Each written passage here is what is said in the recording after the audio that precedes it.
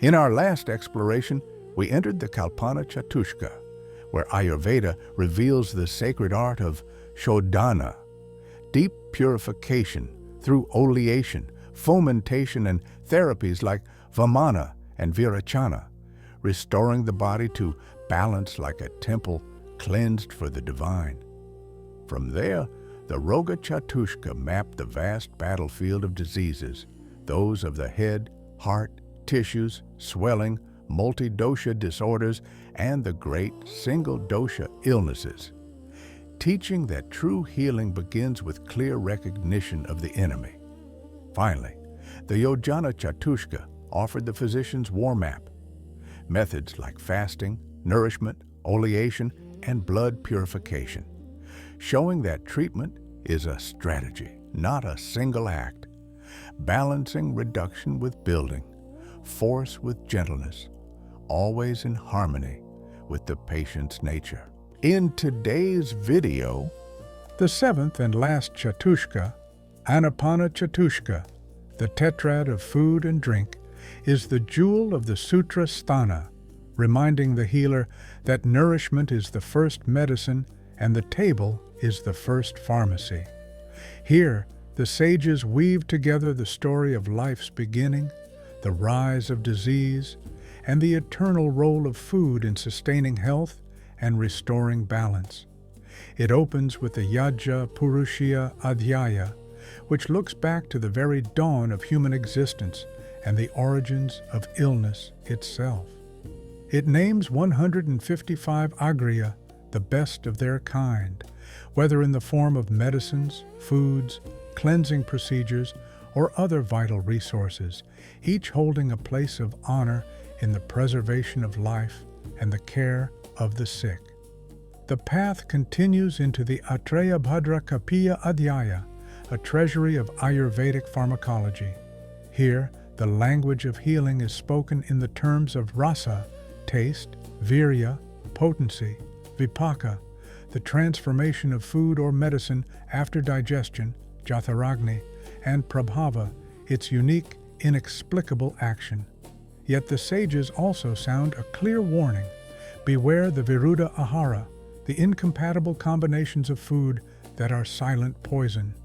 Even today, many illnesses trace their roots to such ill-matched unions of the plate. The Anapanavidi Adhyaya then becomes a banquet of knowledge, detailing the varieties of foods and drinks, their qualities, and their medicinal virtues. Every grain, fruit, drink, and preparation carries its own story, its own effect on body and mind. Finally, the Vividhashitapitiya Adhyaya draws back the curtain on the hidden workings of nourishment. It speaks of how food becomes tissue, how immunity is shaped, and how weakness is born when nutrition falters. It describes the subtle journey of the doshas, moving between shaka, the body's outer tissues, and koshtha, its inner organs, shaping health or disease. Thus, the Anapana Chatushka holds a truth as old as life itself. In every morsel lies the power to heal or harm. The wise physician knows that before the herb, before the blade, before the potion, there is the meal, and it is here that the work of healing often begins. The last two chapters are termed as Sangrahadvaya or Sangraha Adhyaya.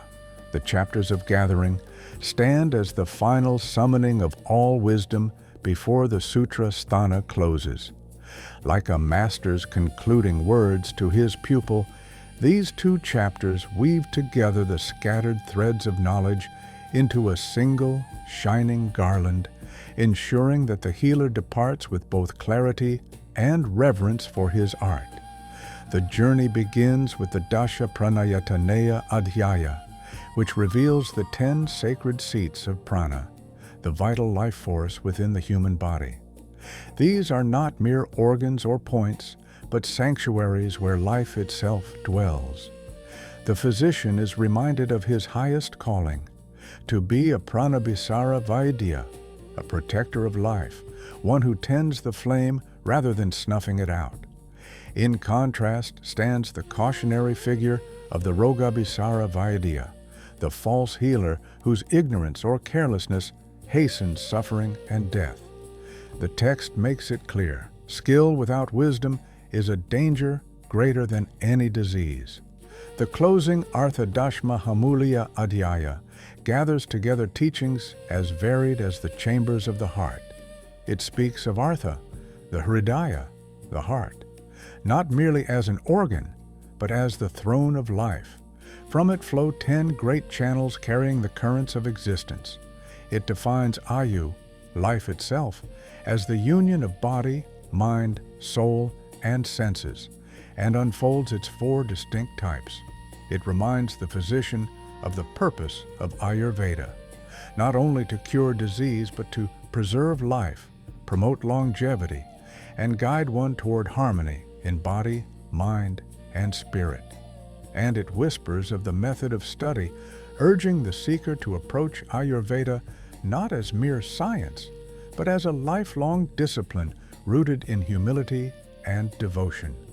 Thus, the Sangraha Adhyaya does not merely close the Sutra Sthana, it crowns it.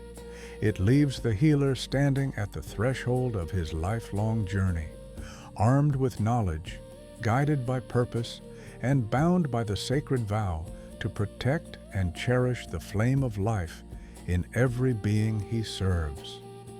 The Sutra Sthana is not a mere collection of medical verses.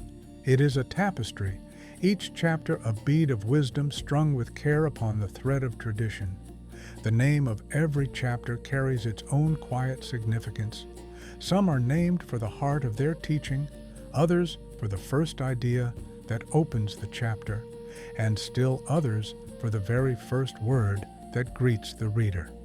Each chapter unfolds in a harmonious rhythm of prose and poetry, the two weaving together like thought and breath. Often, the prose will speak first, laying the path of understanding, and then the poetry, Bhavati Cha Atra, will echo the same truth in lyrical form, as if the teaching itself wished to be remembered in song.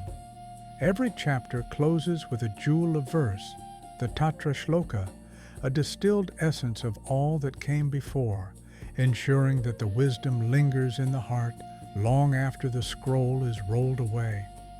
The construction of these shlokas reveals the poet's mastery over Sanskrit, measured, balanced, and alive with meaning.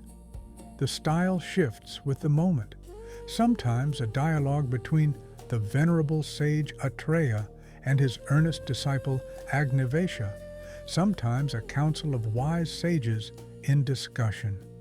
Within these pages, one finds 4 distinct voices, the Guru Sutras of Atreya, heavy with the authority of the master, the Shishya Sutras of Agnivesha, curious and sharp, the Pratisankartu Sutras of Charaka, refining and reshaping, and the Ekya Sutras, whose author remains unknown, like a voice rising from the timeless forest of wisdom. Though each chapter stands complete in itself, the Sutra Sthana flows as a continuous river of thought, each teaching feeding into the next, each idea rippling outward to touch what came before and what will follow. It is this seamless weaving of structure and spirit that gives the Sutra Sthana its enduring life, making it not only a guide to medicine, but also a living conversation between the past and the present, between master and student, between healing and the eternal search for truth.